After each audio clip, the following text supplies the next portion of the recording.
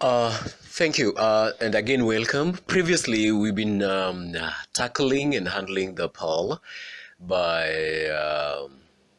who's that? John Steinbeck. Good, correct. And good students, this time around we'll be looking at Blossoms of the Savannah, of course, by Henry Ole Kaelo. Students KCSE 2022 projections. And it is literature paper 101 stroke 03. Brace yourself. Let's go through the essay questions. And if in case, let's say you'd missed this out, find it useful and also let it work for your advantage.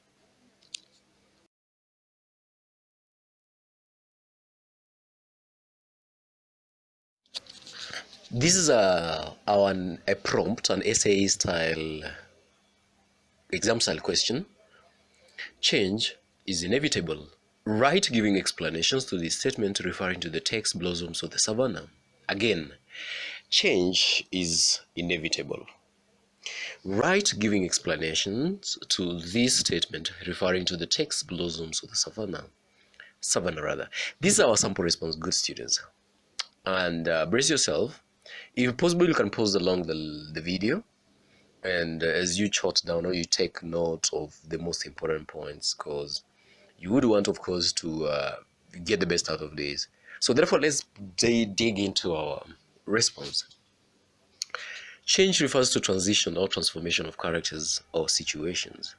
Most of the changes in the novel Blossoms of the Savannah are caused by the erosion of the Ma culture as a result of its meeting modern culture or civilization. This causes alienation in characters, and as a result, they change. The Ole Kaelos are forced by destiny to relocate to Nasila after his retrenchment.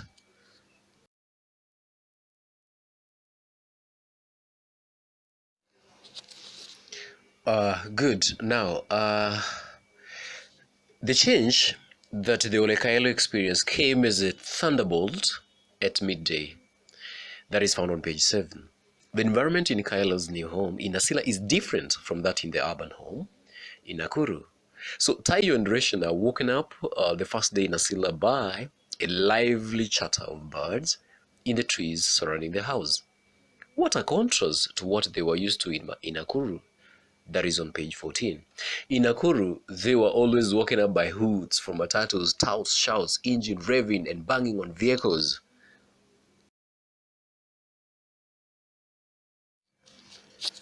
Nasila culture is changing due to alienation. Mama Milanoi cannot believe that she can have a man as old as Olosidori as her mother-in-law. She observes that in the past, such a thing would not have happened, for culture would not have allowed it to happen. She feels that if Nasila culture was intact, such a thing would not have happened, and she wonders, and I quote, where that culture had fled to. Had the culture become moribund, useless, and impotent?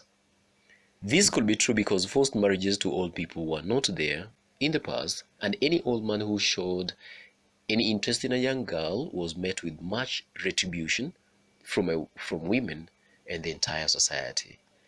That, good students, is found on page 115 and 117.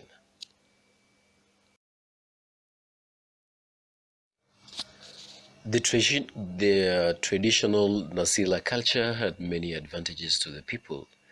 It regulated lives of people, defined relationships, did not favor or discriminate, and above all, was cherished by all. Sadly, according to Mama Milanoi, this culture was no more. It was defiled and polluted by the likes of Olesudori, who had become mutable and contained deviant.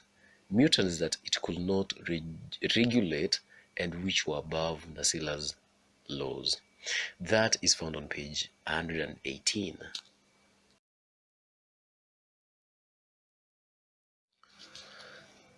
One of the causes of this great change in Nasila culture is education. For Mama Milanoi goes on to observe that she had seen changes in her daughters. They had gone through a school system that intermingled them with children from other cultures. As a result, her children know very little of Nasila culture. They were children of a new and defined culture. Theirs was a mutant of another kind. Indeed, Retian best exemplifies the epitome of this new and unidentified culture.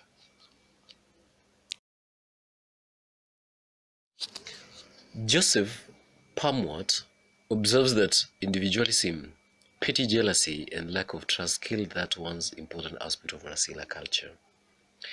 The individualism of the likes of the Ole Kaelo and Orozudori are very central in the eroding of the culture of the Nasila, hence bringing many changes in the society.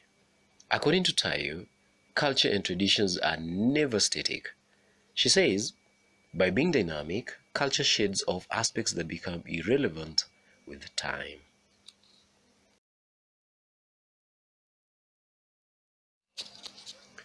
She hopes that the outdated FGM and restriction on interclan marriage should be abolished from Nasila cultural practices. Joseph and Minik cites cultural practices like throwing the dead to the hyenas and leaving the elderly and sick in the deserted homesteads to be devoured by wild animals and emwata. That is on page 128 and 263. This ascertains the dynamism and transformational characteristics of Nasilan culture over the years as aspect that gives hope to fighters against outdated practices such as FGM. Good students, this marks the end of the first episode as far as the Blossoms of the Savannah is concerned. If I were you, I would subscribe. I would want to stay updated. I would want to hear from future updates. And now that I would want to hear from the future updates, I'll subscribe so that I hook myself. Hang around. You never know. Every little detail never goes, or every little effort never goes unrewarded. And if in case you came across this work and it's your first time, the best thing that you can do to yourself and also to me is to give it a thumbs up, that is a like, subscribe.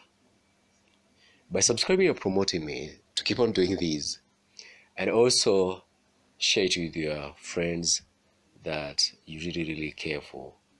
And above all, I just want to wish you the very best in your exams. Adios for now, and let's meet in the next episode.